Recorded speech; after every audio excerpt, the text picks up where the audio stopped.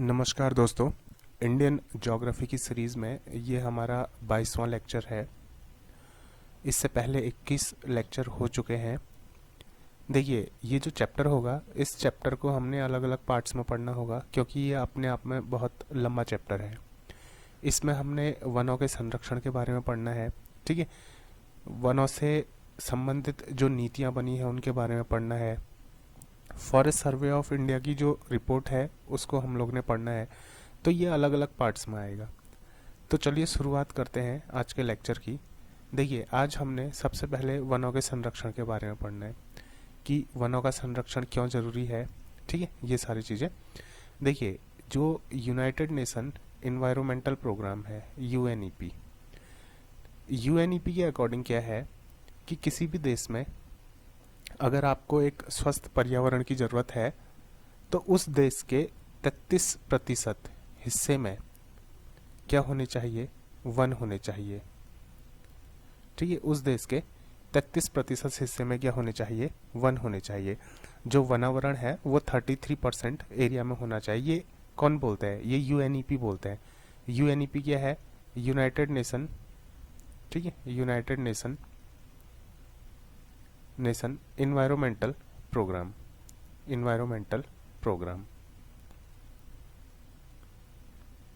ठीक है, United nation environmental programme. तो यूएनईपी क्या बोलता है कि एक स्वस्थ पर्यावरण के लिए किसी भी देश के 33% हिस्से में क्या होने चाहिए, वन होने चाहिए।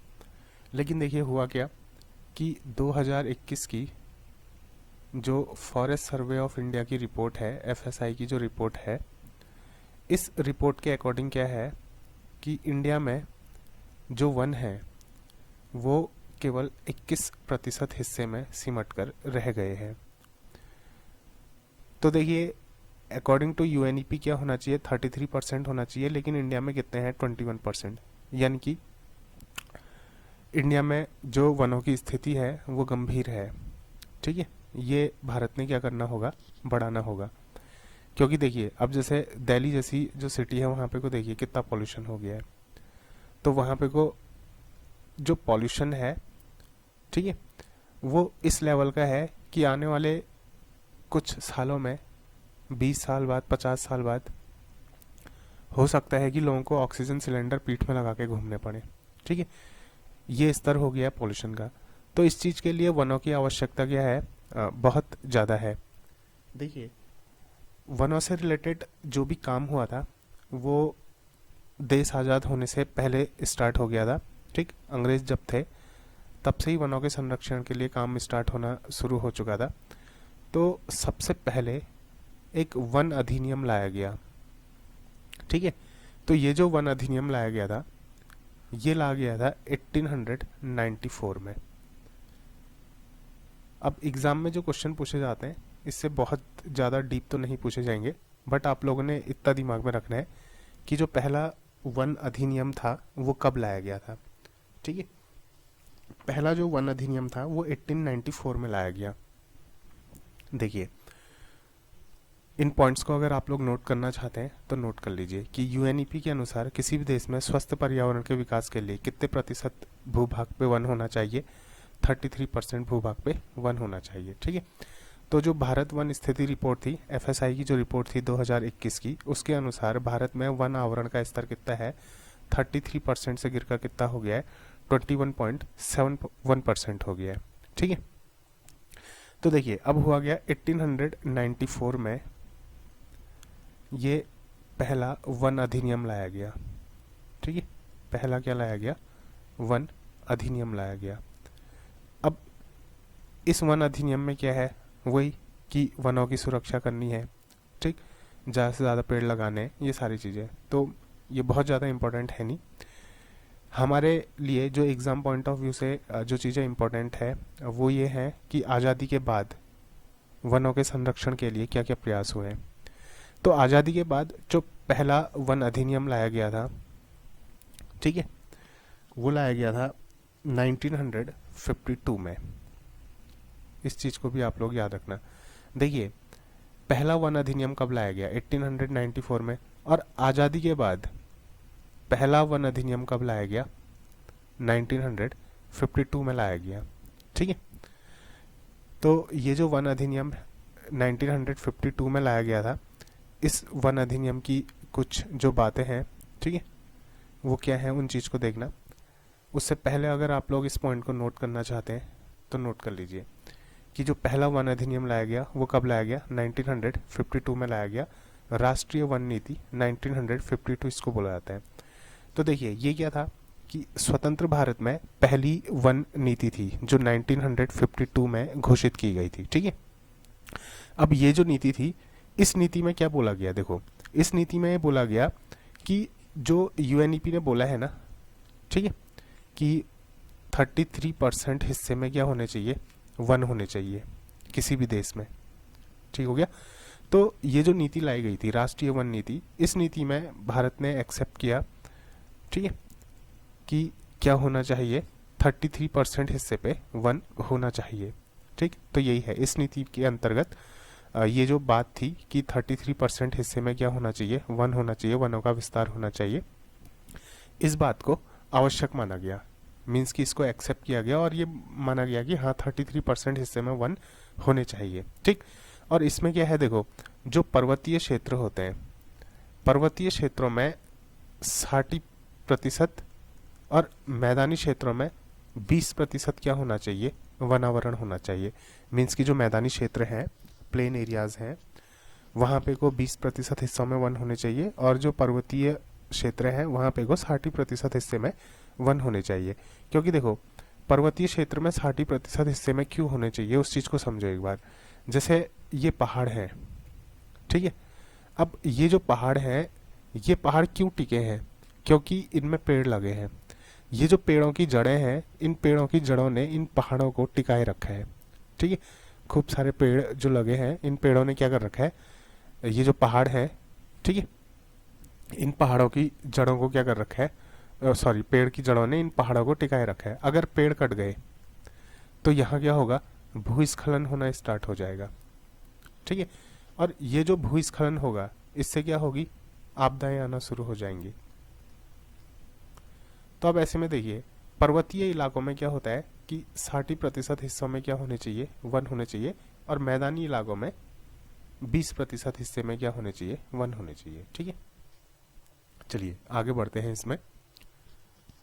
तो 1952 में जब ये वन नीति घोषित की गई थी, तो यहीं से क्या होता है कि 1952 से, ठीक है, क्या किया जाता है कि वन महोत्सव बनाना शुरू किया जाता है, ठीक है। तो वन महोत्सव जो था वो सबसे पहले कब स्टार्ट हुआ, 1952 में। 1952 से क्या होता है, वन महोत्सव प्रारंभ किया गया, ठीक।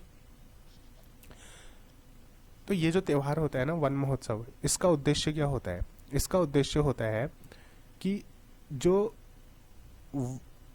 उद्देश्य वर्षों के महत्व और परिस्थिति की सॉरी ये पारिस्थितिकी होगा, हाँ लिखने में थोड़ा सा वो हो रहा है, यहाँ पे वो गैप हो गया, संतुलन में उनकी भूमिका, उनकी यानी कि वनों की भूमिका पर, ये थोड़ा सा लिखने में गलती हो गई, बोल लिख रखा है, बल होगा ये, ठीक है, बल देना है। मीन्स कि जो वन महोत्सव है इसका काम क्या है, और नाम से पता चल रहा है कि वनों की इम्पोर्टेंस को क्या करना, बढ़ाना, ठीक है। और पर्यावरण में जो पारिस्थितिकी है उसके संतुलन में उनका क्या महत्व है ये लोगों को बताना, ठीक है, उसका जो महत्व है ये लोगों को बताना, ये इस महोत्सव का क्या होता है, उद्देश्य होता है। तो इसमें क्या किया जाता है कि एक हफ्ते तक, ठीक है, एक हफ्ते तक पेड़ लगाए जाते हैं। और इसकी जो शुरुआत की थी, ये नाम आप याद रख लेना, कन्हैयालाल मणिकलाल मुंशी ने इसकी शुरुआत की थी, ठीक है, इस नाम को आप लोग याद रख लेना। तो वन महोत्सव कब मनाया, कब से शुरू हुआ, ठीक है, 1952 से इसकी स्टार्टिंग होती है।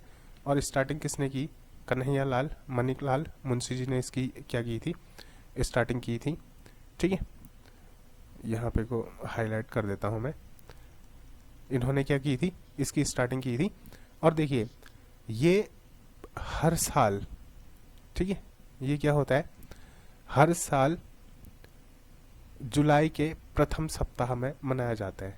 तो इसका कोई ऐसा एक दिन, ऐसा एक डेट नहीं है कि इस डेट को ये मनाया जाएगा, ये क्या किया जाएगा, जुलाई के पहले हफ्ते में इसको मनाया जाता है और एक हफ्ते तक लगातार मनाया जाता है।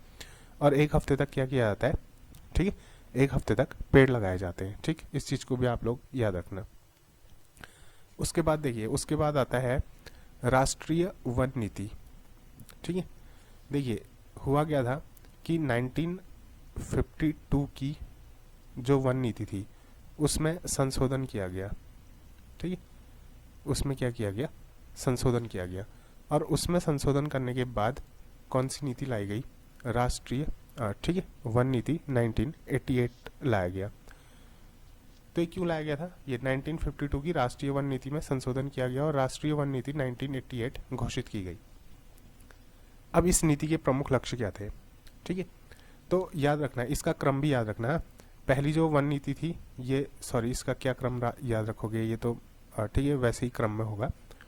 बस दिमाग में रखना कि कब कब वन नीति लाई गई थी। एक तो 1952 में लाई गई थी, उसके बाद 1988 में लाई गई थी। ठीक है, और इसके लक्ष्य क्या थे, देखो इसका पहला जो लक्ष्य था वो था पारिस्थितिकी संतुलन को बनाए रखना। ठीक है, पर्यावरणीय स्थिरता आदि को बढ़ावा देना। ये नॉर्मल सी चीज़ है, वो किसी भी वन नीति का लक्ष्य होगा ही होगा। ठीक, और देखो होता क्या है कि वो जिले जो नदियों के किनारे हैं, जैसे एक मान लो कोई नदी है, इस नदी के किनारे यहाँ पे कोई एक जिला है। ठीक है, अब क्या होगा, देखो इस नदी के क्षेत्र में ये जो जिला आएगा, ये नदी क्या करेगी, इसका अपर्दन करेगी। ठीक है, मीन्स की जो जमीन वगैरह नदी से लगी है, नदी उसका क्या करेगी, अपर्दन करेगी, उसका कटाव करेगी। ठीक है, तो इस नीति के अंदर क्या था कि ये जो अपर्दन है, ये जो कटाव है, इसको भी क्या करना, कम करना, इसको रोकना। ठीक हो गया। और देखो वनावरण में वृद्धि करना, यानी कि वन के जो क्षेत्र हैं, वन क्षेत्र में क्या करना, वृद्धि करना। ठीक, ग्रामीण जनजातीय जनसंख्या के लिए ईंधन और लकड़ी कर और वन उत्पादों की आवश्यकताओं की पूर्ति सुनिश्चित करना। ठीक है, ईंधन और लकड़ी कर को काट दीजिए, और वन उत्पादों की आवश्यकताओं की पूर्ति सुनिश्चित करना। साथ साथ ही क्या होता है, देखो जो जंगल है ना, जंगल में खूब सारे पेड़ हैं। ठीक है, अब क्या होता है, जो ग्रामीण आबादी होती है या फिर उस जंगल में रहने वाले जो लोग होते हैं, उनको क्या होता है, देखो ये दशक था 1988 का। जैसे अगर खाना बनाना है तो भी लकड़ियों में आग जला के खाना बनाया जाता था। ठीक है, आग का जितना भी काम होता है वो सब लकड़ियां जला के किया जाता था। तो ऐसे में क्या होता है कि उस दशक में एलपीजी वगैरह का बहुत ज़्यादा रोल नहीं था, वो हर घर तक नहीं पहुंची थी जिस तरीके से आज पहुंच चुकी है। 1988 का दशक ऐसा था कि देखिए बहुत जगह तो क्या था, सड़कें नहीं थी और बहुत सारी जगह में बिजली नहीं थी। तो वो दशक ही गरीबी वाला दशक था। ठीक है, तो है क्या कि उस टाइम पे ये जो ग्रामीण आबादी थी वो ज़्यादातर काम लकड़ियों में किया करती थी। तो इस नीति में उनके हितों को भी सामने रखा गया और ये बोला गया कि जो ग्रामीण जनजातीय जनसंख्या है, ठीक है, उनके लिए ईंधन और लकड़ी की व्यवस्था की जाए, मतलब व्यवस्था हो, उनकी आवश्यकताओं की पूर्ति हो, और साथ साथ ही वनों का भी क्या रहे, संरक्षण रहे। ऐसा नहीं कि सारा जंगल कट गया। ठीक, देखिए जंगल ज़्यादा कब कटा, हुआ क्या कि जब देश आज़ाद हुआ, तो देश आज़ाद होने के बाद देखिए सिचुएशन क्या है, जैसे देश आज़ाद होता है ना, अंग्रेज़ों ने पूरा देश खाली कर दिया था। ठीक है, मीन्स की कुछ नहीं था। अब देश में क्या है, भूखमरी है। ठीक है, देश में क्या है, बेरोजगारी है। क्यों, क्योंकि कोई इंडस्ट्री यहाँ पे कोई है नहीं। ठीक है, खेती जो है वो लगभग ख़त्म हो चुकी है। कुछ किसान बचे हैं और वो इस हालात में बचे हैं कि वो खेती करने के हालात में ही नहीं, क्योंकि अंग्रेज़ों ने क्या किया था, दुनिया भर के टैक्स लगाए थे। ठीक है, और जो उनकी नीतियाँ थी वो किसानों, उन नीतियों से क्या होता था, किसानों का हमेशा शोषण होता था। अब जब देश आज़ाद होता है, तो देश आज़ाद होने के बाद सरकार के सामने बहुत बड़ी चुनौतियाँ होती है कि ये जो भूखमरी है इसको कैसे दूर किया जाए। ठीक है, ये जो बेरोजगारी है इसको कैसे दूर किया जाए। अब भूखमरी को दूर करना है तो खेती करनी पड़ेगी। खेती में जोर देना पड़ेगा। अब खेती करनी है तो उसके लिए ज़मीन की ज़रूरत पड़ेगी, और ज़मीन कहाँ से आएगी? जंगल काटने पड़ेंगे। ठीक है, बेरोजगारी को दूर करना है तो इसका मतलब क्या है? कुछ नई फैक्ट्रीज लगानी है, ठीक है, कुछ नई कंपनियां बनानी है, उसके लिए भी ज़मीन की ज़रूरत पड़ेगी। वो ज़मीन कहाँ से आएगी? जंगल काट के। तो क्या होता है, आज़ादी के बाद जंगल बहुत तेज़ी से कटना शुरू होते हैं।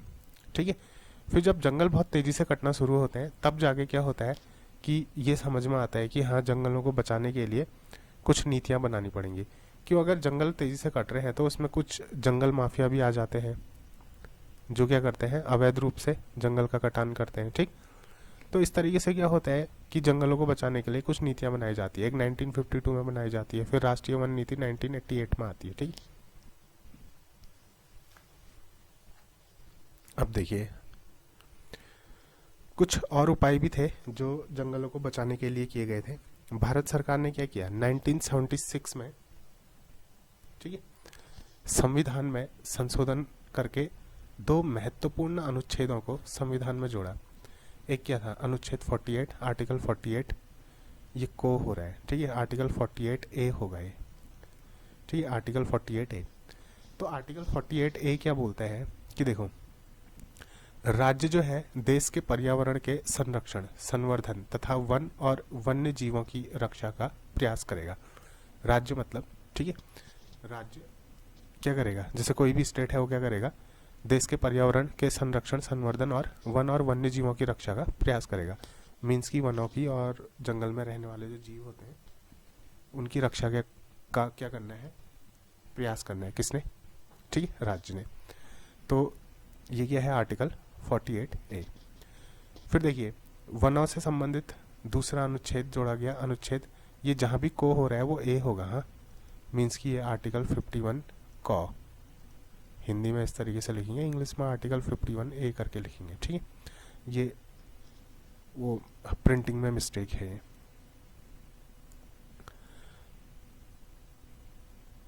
तो देखिए अनुच्छेद 51 को ये क्या बोलते हैं? ये बोलते हैं कि देश के प्रत्येक नागरिक का यह कर्तव्य है। देखिए ये कर्तव्य बताया गया है, ठीक है, कोई बाध्यता नहीं है। ठीक है, बाध्यता नहीं है, ये सिर्फ क्या होगा? एक कर्तव्य होगा। अब कोई अपना कर्तव्य पूरा करे या ना करे उससे कोई फर्क नहीं पड़ता है, बट ये क्या होगा? हर एक नागरिक का कर्तव्य होगा कि वो क्या करे कि प्राकृतिक पर्यावरण की रक्षा करे। ठीक है, वो क्या करे? उसका कर्तव्य होगा कि वो प्राकृतिक पर्यावरण की रक्षा और संवर्धन करे और प्राणी मात्र पर दया भाव रखे। ये क्यों लिखा गया कि प्राणी मात्र पर दया भाव रखे? क्योंकि क्या होता है, बहुत सारे ठीक है ये होते हैं ना, लोग होते हैं जो जंगली जानवरों का शिकार कर देते हैं। ठीक है, उससे फूड चेन क्या होती है? अगर किसी जानवर की कमी हो गई तो उससे फूड चेन बिगड़ जाएगी।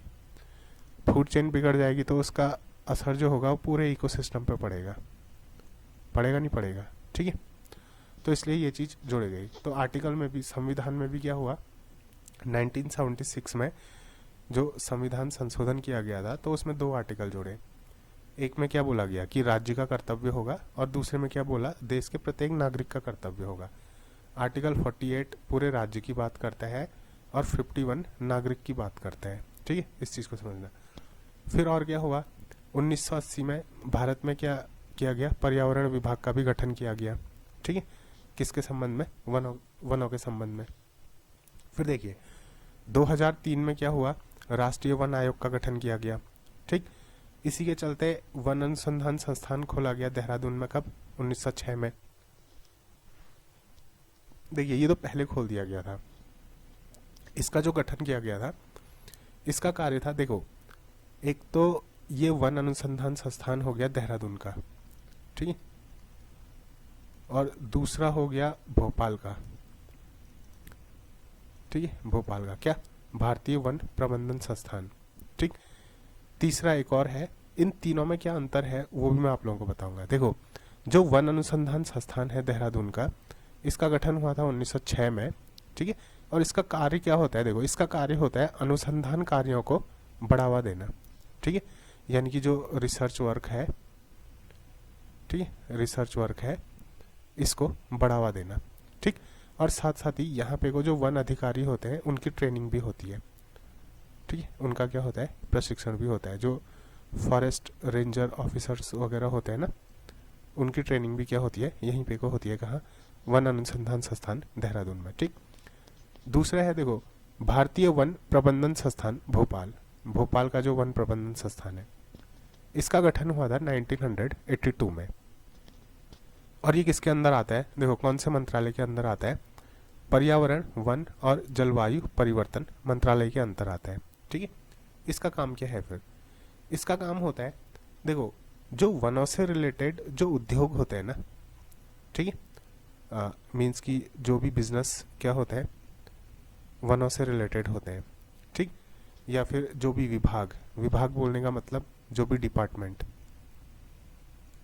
ठीक है, जो भी डिपार्टमेंट किससे रिलेटेड होता है, वनों से रिलेटेड होते हैं। इनसे जुड़े जो व्यक्ति होते हैं उनको क्या करना, प्रशिक्षण देना। ये किसका काम होता है, भारतीय वन प्रबंधन संस्थान जो भोपाल है, ठीक। एक तो जो ऐसे बिजनेस जो वनों से जुड़े हैं, जैसे मान लीजिए जैसे माचिस की फैक्ट्री है, ठीक है, माचिस की फैक्ट्री है, उसमें लकड़ी की ज़रूरत पड़ेगी, पड़ेगी नहीं पड़ेगी, ठीक है, तो वनों से रिलेटेड है। जैसे पेपर है, पेपर बनाने के लिए किसकी ज़रूरत पड़ेगी, लकड़ी की ज़रूरत पड़ेगी, वो किससे रिलेटेड है, वनों से रिलेटेड है। तो ऐसे बिजनेस और ऐसे डिपार्टमेंट जो वनों से रिलेटेड है, तो उनसे जुड़े जो व्यक्ति होते हैं ना, उनको क्या करता है, प्रशिक्षण देता है। तो दोनों में क्या अंतर है, देखो वन अनुसंधान किसको प्रशिक्षण देता है, अधिकारियों को, और भारतीय वन प्रबंधन संस्थान किसको प्रशिक्षण देता है, उद्योग विभागों से संबंधित व्यक्तियों को, ठीक है। ये अधिकारियों को प्रशिक्षण देगा, जो ऑफिसर्स हैं उनको ट्रेनिंग देगा, और ये जो विभाग और उद्योग से जुड़े व्यक्ति हैं उनको क्या करेगा, ट्रेनिंग देगा। और याद रखना ये एकमात्र ऐसा संस्थान है जो वन प्रबंधन में, ठीक है, यानी कि फॉरेस्ट मैनेजमेंट में पीजी और डॉक्टरेट की डिग्री देता है, ठीक है। किसकी डिग्री देता है, डॉक्टरेट की डिग्री देता है, पीजी और डॉक्टरेट की डिग्री देता है, ठीक। ये एकमात्र संस्थान है कहाँ, भारत में।